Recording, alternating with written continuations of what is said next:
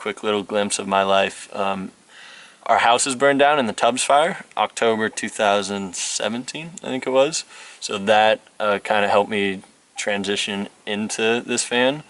Given before this, I lived in a van in New Zealand, and I also lived in my Pathfinder in Park City, Utah. This shout out to my mother. She also lives out of her van, and she gave me this great idea to make these. Wait, your mom lives in her van? My mom also lives in her van. I'm just learning all of this. What's up, guys? My name is Chase. This is my Nissan NV2500 behind me, and I'm gonna give you the tour. Been living out of Skylar. I call her Skylar because she's big and white, just like Skylar White from Breaking Bad. Been living out of her since August of 2018.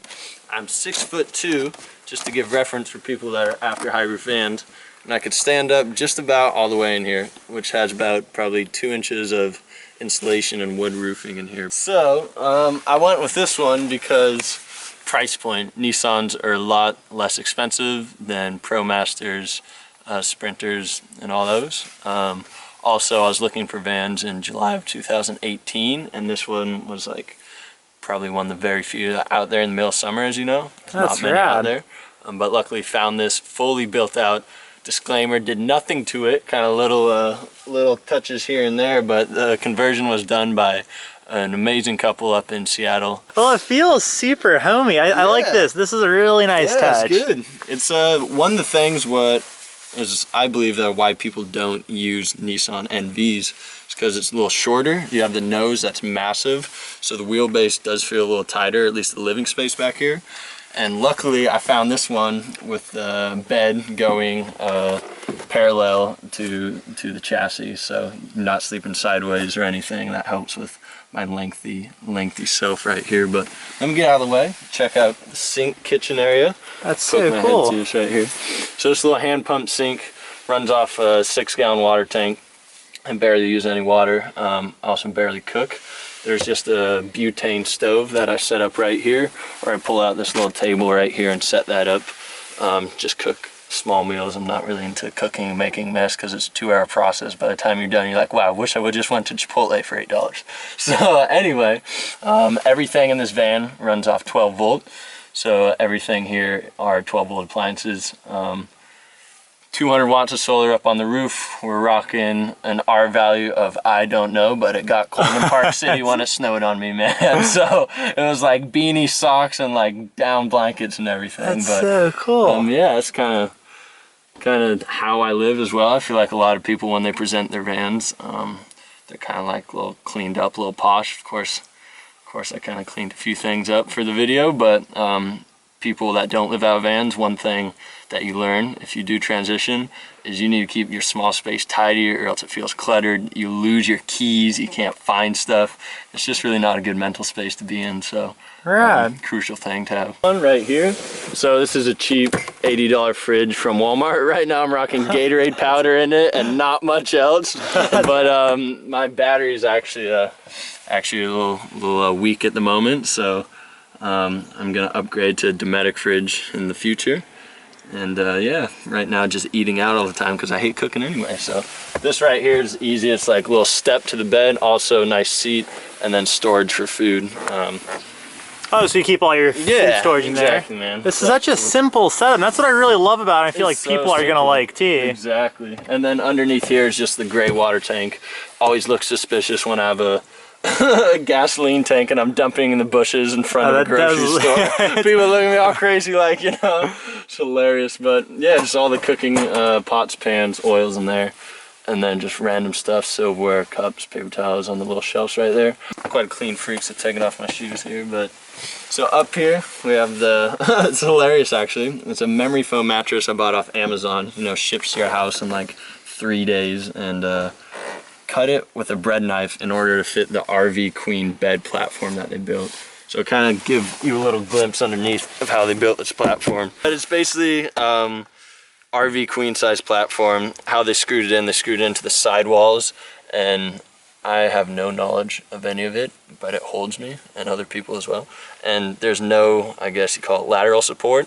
So you'll see in the trunk, you could just slide a bike in there, slide your sport and equipment. So that's what your bike is, because we didn't mention it, but you love riding mountain bikes. That is part of the reason why I'm doing van life. I probably wouldn't be doing it if I wasn't into mountain biking. So shout out to the amazing sport of mountain biking. It's pretty low to the ground, so you have a lot of headspace. So I mean, even you at 6'2" can probably sit up in your bed. Totally, yeah. I mean, I'll give you a little demonstration. I still have like 3 inches up there, but of course 8 inches of memory foam on the mattress. But it's amazing too. It's super comfortable, and yeah.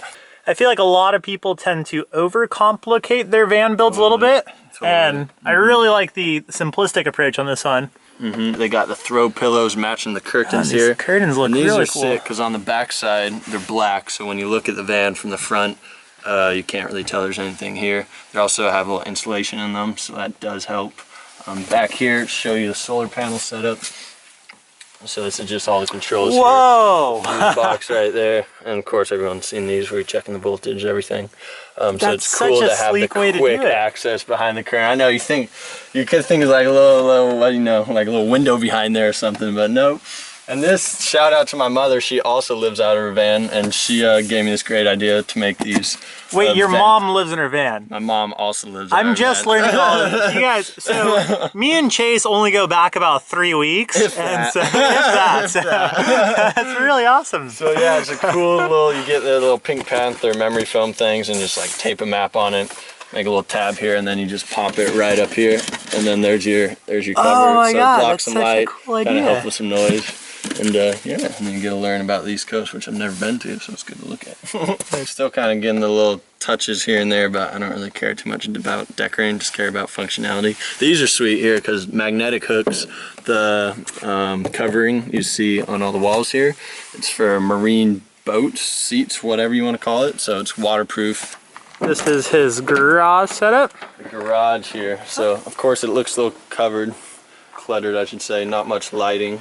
But you can see, got a skateboard set up here, which is also my other mode of transportation, but luckily, being one person, solo traveler, I haven't found the need to fit 2 bikes underneath here.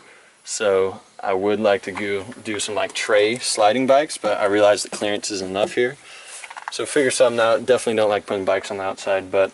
And you don't have to twist your handlebar. I mean, like unscrew any bolts or anything. It just slides underneath. Yeah. Of course, just take off the front wheel and just put it on this little ghetto rack thing I built here. Little shelf up here for the 510s and the gloves, and then. That's so cool. More magnetic hooks to hang up stuff that's all sweaty and nasty. And one thing you didn't see, but throughout the whole van, it's like this nice, vinyl hardwood floors. So. I like the carpet touch. That was my touch. The fake grass, man, because it feels like you're like send your bike on a nice patch of grass at the end of the day. So but yeah, it's this is some really cheap way to cover the back windows and insulate it. It's just Reflectix and some felt stuff from Home Depot, but yeah, it's just so simple, and that's why I freaking love this build. It's perfect for one person. Yeah. Going forward, if you do end up meeting someone else, where's the second bike gonna go? In their van. But it's not fitting in mine. It's not going on top of mine. So there we go. That's their problem. That's the answer to that too. Quick little glimpse of my life. Our house is burned down in the Tubbs fire, October 2017, I think it was. So that kind of helped me transition into this van. Given before this, I lived in a van in New Zealand, and I also lived in my Pathfinder in Park City, Utah. So I was used to the whole van life. But man, going from a Pathfinder to this where I could stand up is an amazing, amazing upgrade. Super grateful. A little blessing in disguise there, that fire.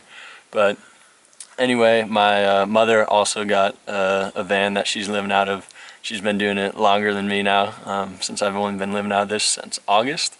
So she's traveling around, kind of doing a similar thing, of course.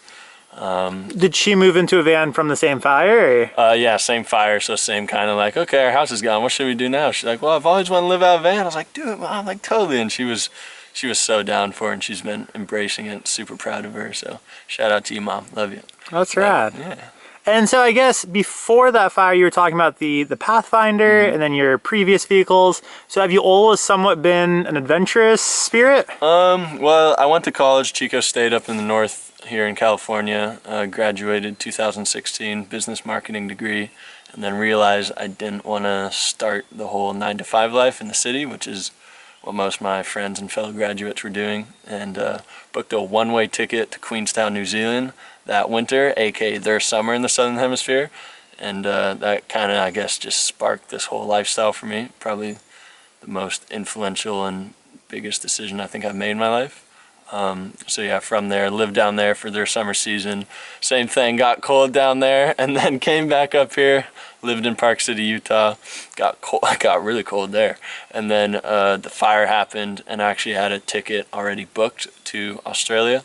So moved down to Australia, to Melbourne, lived there with a friend, worked, saved money again, and then came back here, bought this van this summer. So yeah. That's right. And so, I mean, all this moving around, how are you funding? Like when you come to a city, are you picking up a job? I know you told me you made restaurant work. Definitely server jobs. If anyone's out there trying to live this lifestyle, go serve food. You make so much money in America. People tip you just for bringing them their food. It's what they ask. You just go get their food and bring it. I love it. It's such a good way to meet people. You're in a great energetic environment. You get free food working there, which helps in the van because no one really likes to cook in a van. But dude, don't, and also, I mean, you are extremely, like, you're so nice, so friendly, so genuine. That probably helps out a ton as well. For sure. I mean, that's a huge part of it. I mean, attitude and perspective are huge in life, and I think one thing as well with van life I want to say is you learn a lot about yourself, and it gives you a lot of time to reflect, and it's also depends on how you use your time, of course, but for me, it's allowed me to really think about, I guess, my future, my past, and where I'm at now, and that's a crucial thing to do in your 20s, and I'm sure a lot of people that are watching this will watch this, or maybe younger, transitioning into van life, so it's a huge kind of learning process for yourself, help figure out yourself. So yeah, what was the question again? I feel like I was veering off. You veered off in the right direction. Okay, I really like where that went. And then, so in terms of, you have a pretty simple van overall, but at the same time, it's got everything that you need. What are some negative sides of van life that might not be portrayed? Because you were talking about, like, some videos tend to be a little bit too clean. What are some of the negative sides of van life you might want to just let people know? First off, I mean, this is probably everyone's thought, is like, where do you shower? Where do you park at night? Where do you use the restroom? Like, all three of those are things you have to deal with every single day. You don't have the amenities of just jumping in the shower, going to the restroom, or just having kind of a safe spot you can pull up to every night. Of course, the more you do it, the more you figure out, you know, it's a good spot, you know, all the places to use the restroom, to shower and stuff. But 24-hour gyms have been huge for me. Spray painted water bottles have been huge for me. Yeah, it's basically not as glamorous as people make it out to be, I feel, because you are living out of a car. It may be a glorified van, but you're living out of a car, and you got to realize that you're sleeping on the streets every night. But that's what's fun. That's what makes it adventurous, and it's kind of, I think it's really invigorating, stimulating for the mind, and the whole novelty of finding a new spot to sleep every night is so much more better for growth than just going home and going to your same routine, going to bed. So yeah. And so, do you feel with the simpler van life setup, do you feel like you're missing out a little bit? Do you think you would want something a little bit more complex later on, or is maybe van life something that's not permanent? You know, my original goal when I bought this in August of this past year, 2018, was to live out of it for 2 to 5 years. So of course that's a decent amount of time. I'd say that's relatively permanent compared to most people who use van life for kind of short-term travels or whatever it might be. But don't know. I don't know what the future will hold, and I think that's the beauty of it. That's also the beauty of being young. Very grateful to have everything I do have and be able to be here now in this beautiful van. Shout out to the fire that allowed this to be possible in a way. So yeah. That's right. And I guess for any kids right now that are about to graduate college or might be just young, trying to figure out what they want to do, what are some words of wisdom that you can kind of give on them? Oh man, there's so much to be said on this one. I mean, I'm still young. I don't want to be talking How old are you? I'm 24, by the way. Oh, whoa, you're only 24. Yeah. So oh, I've been a lot into this past 3 years since I graduated, but basically what I'd say is take time to figure out yourself before you go jump into the workforce, because once you do that, as everybody knows, the time to reflect, the time to grow, the time to understand yourself takes a backseat, because work is number one.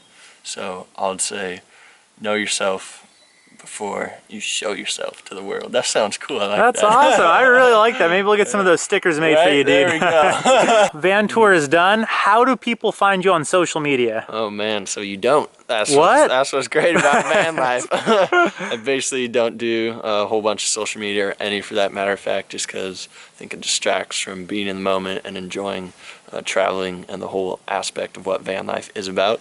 So if you want to find me, look for this big old Nissan NV2500, or find me out on the trails riding my bike. Rad. Well, awesome, dude. You.